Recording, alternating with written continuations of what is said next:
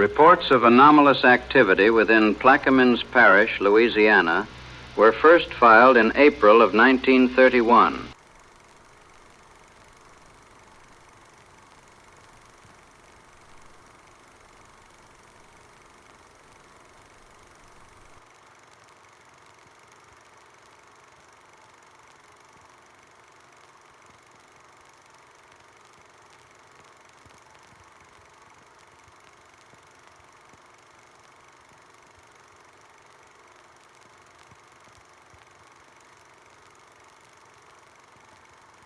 Field samples of a viscous, translucent residue were collected from multiple agricultural properties within the affected district.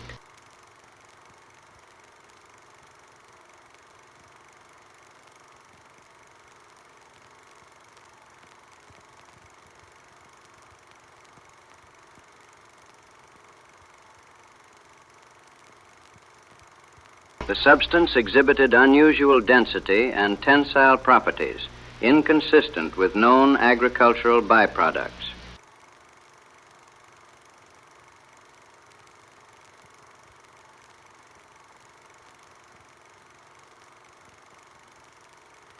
Multiple reports of unusually large gastropod forms observed on private agricultural land in Plaquemines Parish. Civilian engagement documented.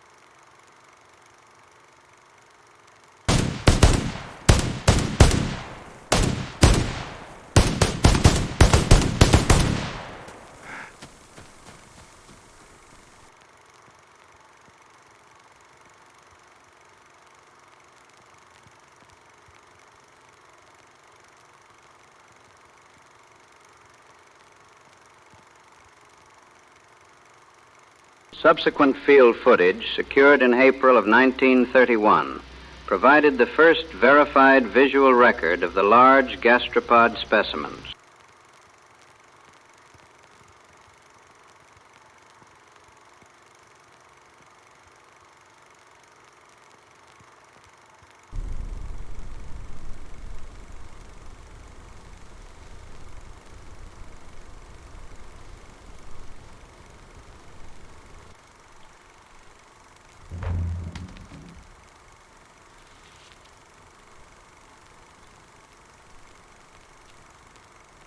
Further observation confirmed the organisms as unusually large terrestrial snails. Civilian engagement failed to neutralize or deter their movement. Damage to surrounding agricultural properties was extensive.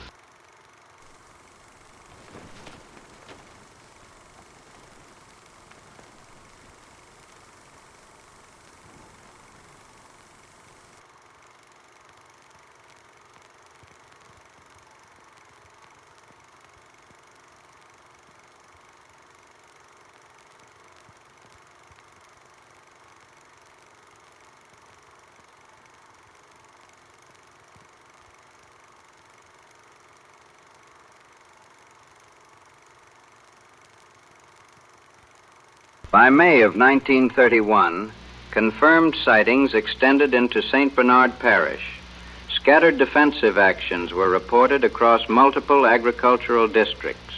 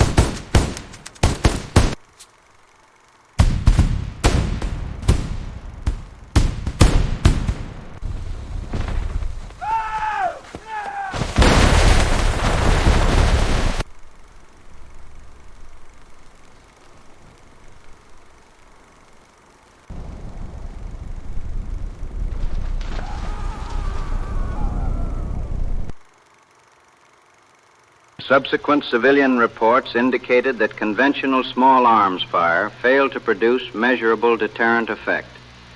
No confirmed destruction of any organism was recorded during these engagements. Observed specimens continued forward movement despite repeated direct impacts.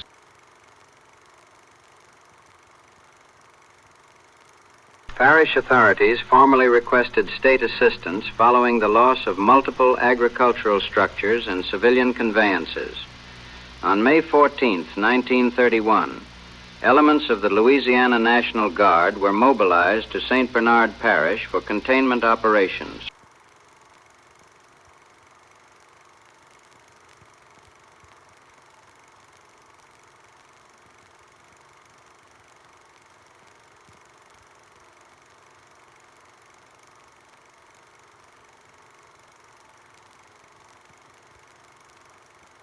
Guard units established defensive positions along primary roadways and population centers near Chalmette. Initial contact occurred within hours of deployment.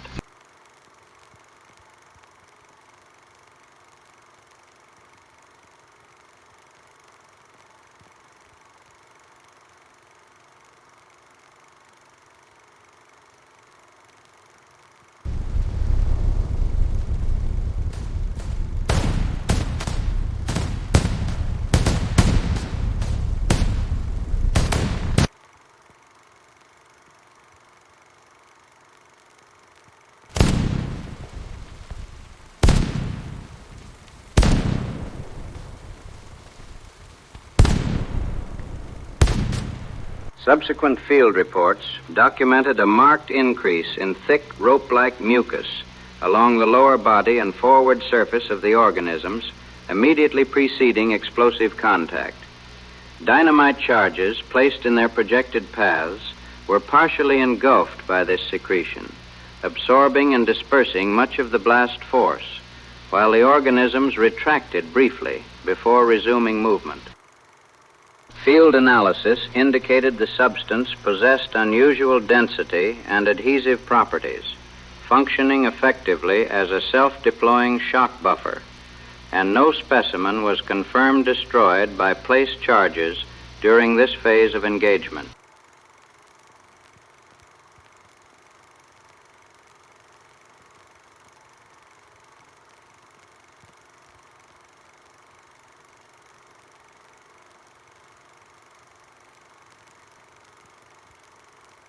Dissection attempts were never completed, though post-blast observation suggested the organisms lacked centralized vital structures typical of terrestrial gastropods.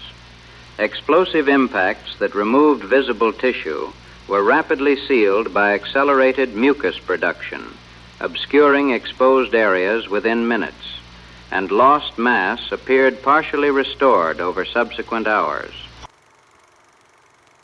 Shells remained completely impervious, and even forces penetrating the mucus shock layer produced only minor temporary impairment, failing to terminate any specimen.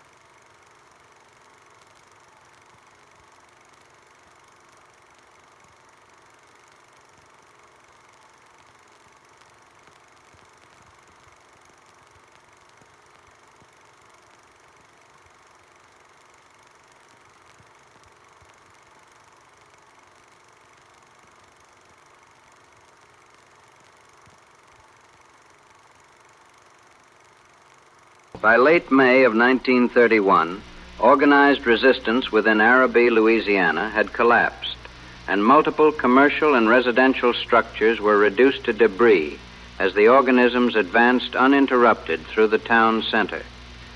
Subsequent assessment recorded extensive structural loss, widespread street obstruction from rubble and residue, and no evidence that defensive actions had slowed the incursion.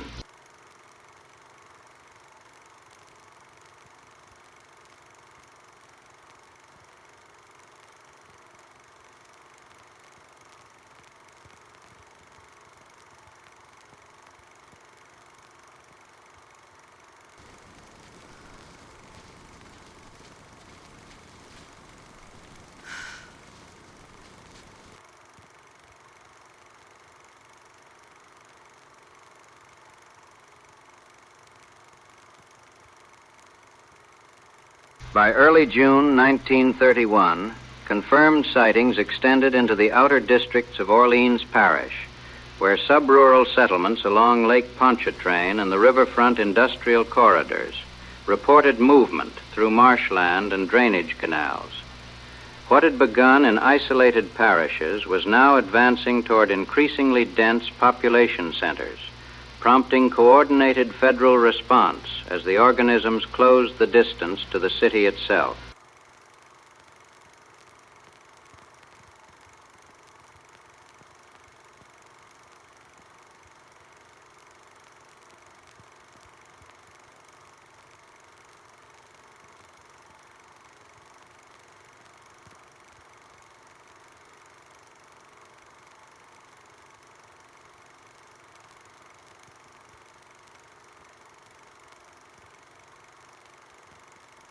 Limited trial runs were conducted by United States Army Air Corps biplanes, yet direct engagement proved ineffective as specimens either retracted into their shells or regenerated following impacts.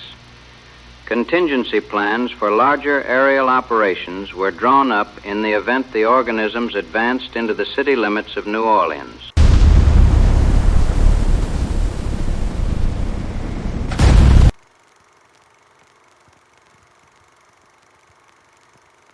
At 9:17 a.m., regular programming was suspended as municipal radio issued an emergency bulletin to the residents of New Orleans. This is an official emergency bulletin issued by municipal authorities of New Orleans. Residents are advised to remain calm and remain inside their homes until further notice. Military units are currently engaged along the outer districts of the city in response to a rapidly advancing biological threat.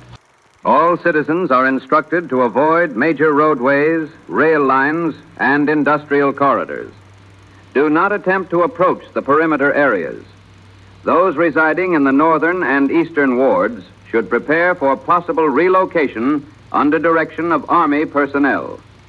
Further instructions will be delivered by continuous radio broadcast. All others are instructed to remain indoors until further notice. This is not a drill. Repeat, this is not a drill. Further updates will follow as conditions permit.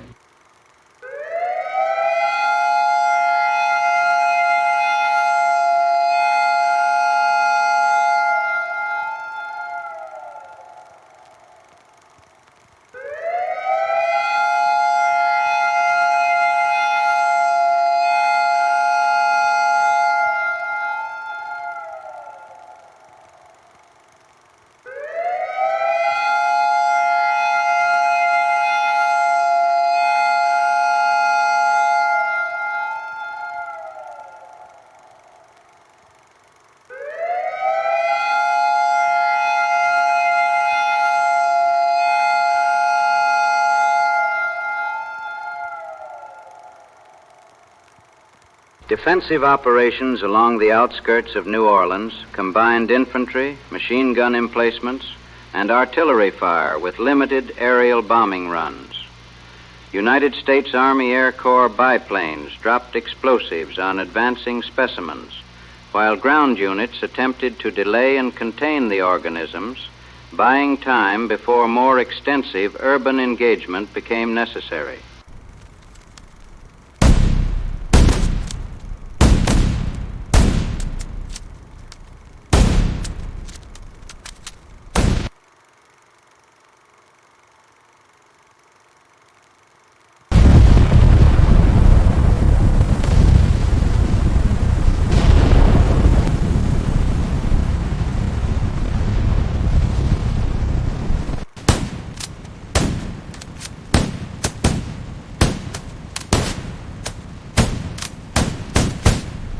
Despite concentrated infantry, machine gun, artillery, and aerial bombardment, the organisms overran defensive lines and advanced into New Orleans, where the real battle was fought.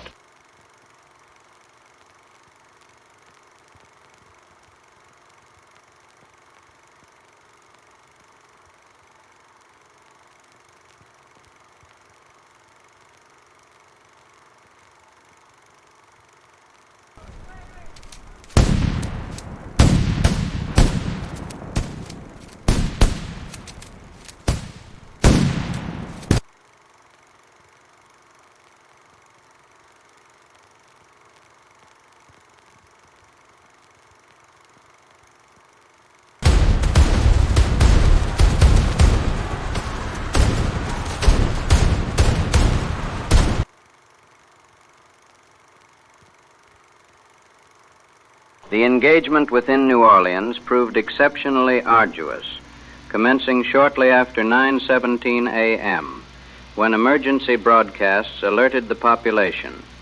Over the course of the day, defensive actions were mounted across multiple districts. Despite repeated volleys and coordinated maneuvers, not a single specimen was neutralized. By the following noon, it became apparent that the city itself would fall to the advancing organisms.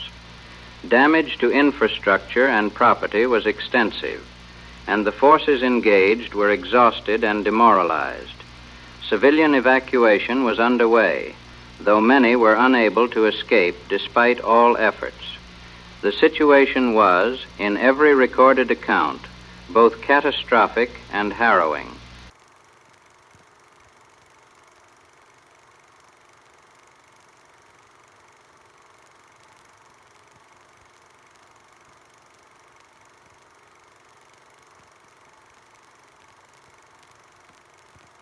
It was at this stage of the incursion that multiple reports documented the sudden presence of unidentified entities within active combat zones. The figures were diminutive, humanoid in outline, and not affiliated with any recognized military or federal authority. Later internal memoranda provisionally designated them as interstitial beings, suggesting origin from a domain external to known physical space. Available footage is limited and distorted. However, analysis indicates these entities directly engaged the organisms. Several specimens previously impervious to artillery were observed to destabilize and collapse following contact. Shortly thereafter, witnesses described the formation of a spatial aperture. Remaining organisms were methodically redirected toward this opening and guided through. The anomaly then contracted and ceased to be observable. No active specimens remained within city limits. Select federal officials with prior awareness of anomalous phenomena were permitted brief communication with the entities.